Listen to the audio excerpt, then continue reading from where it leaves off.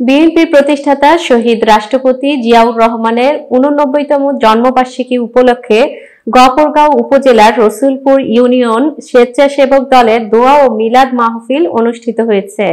সোমবার 20 জানুয়ারি সন্ধ্যায় গফরগাঁও উপজেলা স্বেচ্ছাসেবক দলের সদস্য সচিব সেলিম মিয়ার আদেশক্রমে ও রসুলপুর ইউনিয়ন বিএনপির সাবেক সাধারণ সম্পাদক সুলাইমান কবির চাঁদ মিয়ার সভাপতিত্বে দোয়া ও মিলাদ মাহফিল অনুষ্ঠিত হয়। অন্যান্যদের মধ্যে যারা উপস্থিত ছিলেন কায়সার আহমেদ, ময়মনসিংহ দক্ষিণ মৎস্যজীবীদের সদস্য সচিব, রফিকুল ইসলাম ইউনিয়ন স্বেচ্ছাসেবক দলের সদস্য সচিব, জিল্লুর রহমান ইউনিয়ন স্বেচ্ছাসেবক দলের আহ্বায়ক, এনামুল হক ইউনিয়ন বিএনপি 2 নং ওয়ার্ডের সাবেক বিএনপির সভাপতি জালাল উদ্দিন সহ স্থানীয় বিএনপির অঙ্গ সংগঠনের নেতাকর্মীরা উপস্থিত ছিলেন। বিএনপি নেতা সুলাইমান কবির চাঁদ মিয়া বলেন,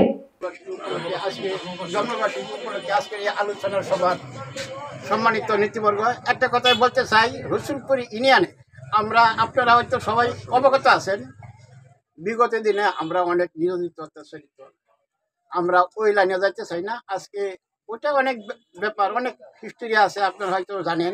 আমাদের নেতা তারেক রহমান সাহেব বারবার প্রতিদিন আপনারা বোধহয় লাইভে কিংবা ফেসবুকে দেখতেছেন, সন্ত্রাস, চাঁদাবাজি, অত্যাচার, জুলুম, নির্যাতন এগুলি থেকে বিরত থাকার জন্য মরহুম প্রেসিডেন্ট জিয়া রহমানের জন্মবার্ষিকী উপলক্ষে আলোচনা ও মিলাদ মাহফিলের আয়োজন করছে আমাদের স্বেচ্ছাসেবক দলের নেতৃবর্গ। আপনারা আলোচনা মিলাদ মাহফিলে অংশগ্রহণ করবেন এবং সবাই মিষ্টি নিয়ে যাবেন।